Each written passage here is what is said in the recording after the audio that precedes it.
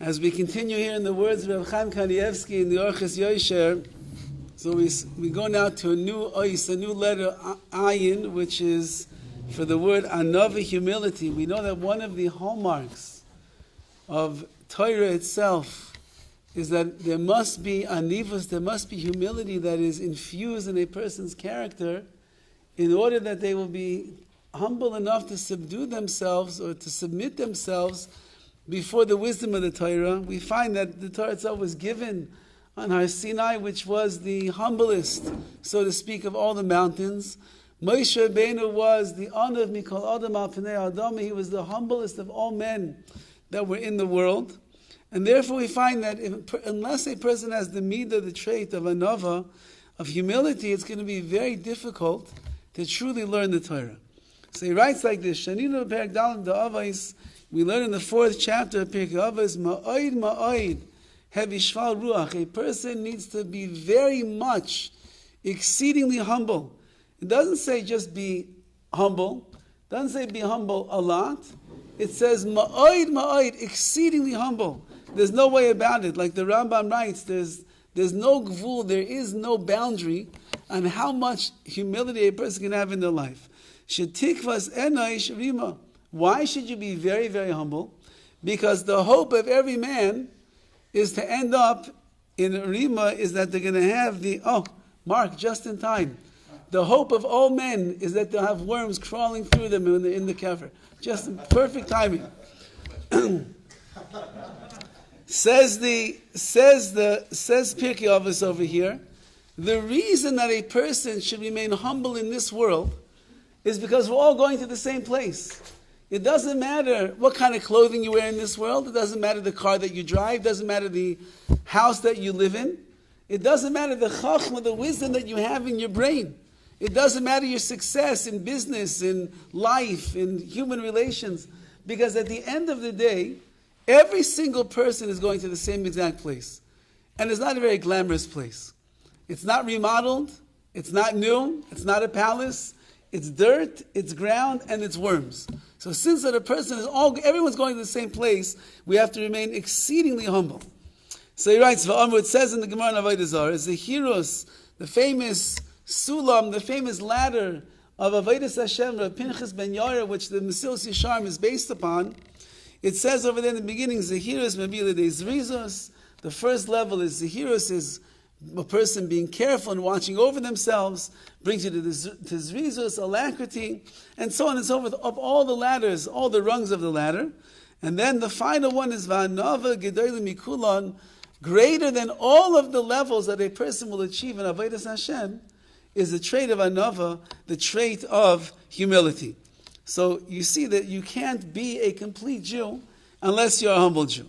The Amr, it says further, in the Oises, the Rabbi Akiva, it says, Ein lechamida toiva ba'olam ka'anava. There is no greater trait in the entirety of the world than anava, than humility. The greatest character trait that a person can develop and can master is anava, because as we're going to see, anava really is the opening, it's the entranceway to everything else. Ube Sanhedrin, in the Gemara Sanhedrin, it says, Ezehu ben olam haba, who is a person that is a ben olam haba, that they are destined for the world to come. And as many as the Mefarshim explained, ben olam haba means even in this world.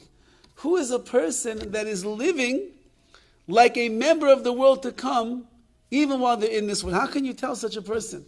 What will be the characters that are standing out?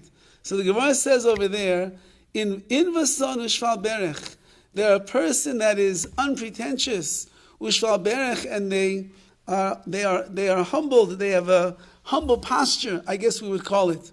Shayif Ayel, Shayif Nafik. When they come into a place, they come in humbly. When they leave the place, they walk out humbly.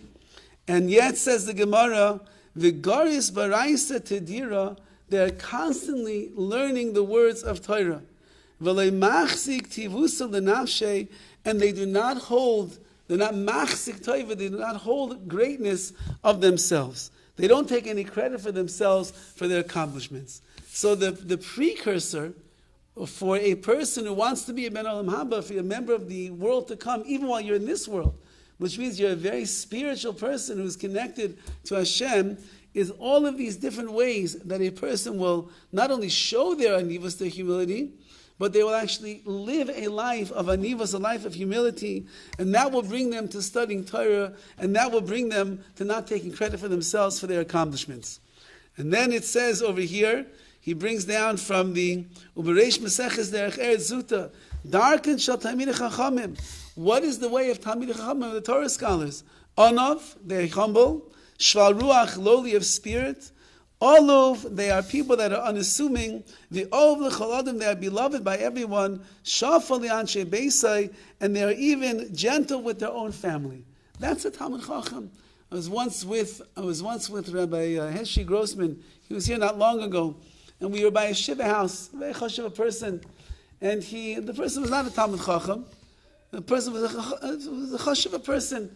So he asked, and the person was known throughout the community as being nice and kind and sweet and warm. So he asked the family at the shiva house, the way your father was in public, that's the way that he was in the house as well? So they said, even more so in the house. Even kinder, even sweeter, even gentler, even more humble. So he told me when we left the shiva house, he's been Baruch Hashem around many Gedolei Yisrael, many giants of Torah. And he said that's the commonality between them, is that as great as they are in public, they are even greater in the privacy of their own home. So whatever humility, whatever pristine midos you see when they are out there in the public eye, if they are a Gadol B'Yisrael, if they're a giant of Torah, a giant of Klal Yisrael, it should be almost a guarantee that they're even more so in the privacy, in the private chambers of their house. There's a famous Ma'aser with Rav Yisrael Salanter, when he was beginning to try to pick up the momentum for the Musar movement. So he had a lot of naysayers. A lot of people said anyone who learns Musar can't be a Talmid Chacham. They're too busy working on their midos, correcting themselves, just going shuckling back and forth and saying, I'm a nothing, I'm a nothing, I'm a nothing. How are they going to become great in Torah scholarship? So Rav Yisrael Salanter was one of the biggest Talmidei Chacham of the generation. So he knew that it's not true. He knew that it's not a contradiction. You could be a massive, massive Talmid Chacham. You could be a genius par excellence. And you could also be replete with the greatest midos and working on your Yirah Shamayim and elevating yourself in the ways of Avodas Hashem.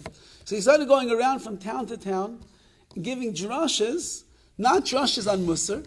He would go and give the most complicated Talmudic discourses that anybody had ever heard before.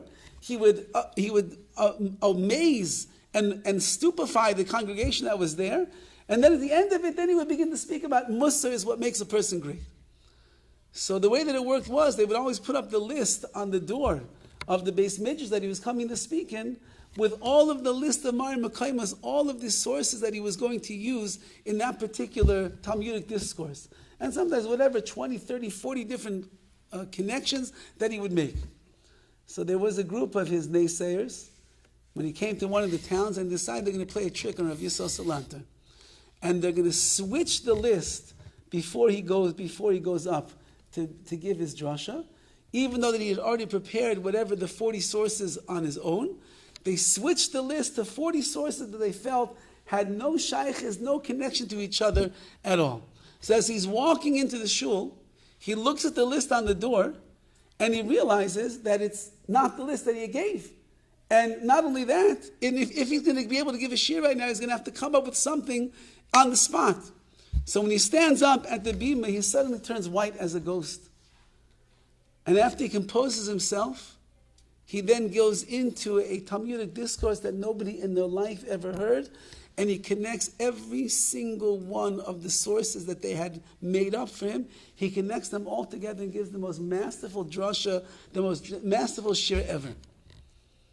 When the shir was over, one of his Talmidim asked, Rabbi, why did you turn white? You were nervous that you couldn't do it? So he said, no. He said, I saw what they were doing. I realized that they're playing games on me. The minute that I saw the list, I knew right away that I could put together a shir on the spot and I could give it all.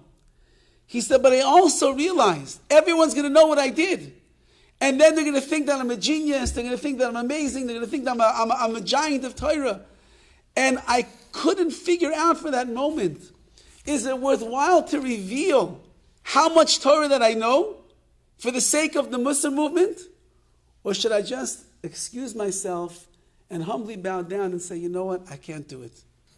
He said, so I realized that for the sake of the Musar movement, in order that people will continue to learn Musar and think that it's a chashuva thing, I have no choice, I must. But the reason I turned white was the quandary that I was in between my humility and having to reveal myself for that moment, just that people should know. So humility is not just an idea. It's not just nice words in a book. Humility is something that a person works on and they inculcate and they make a part of themselves.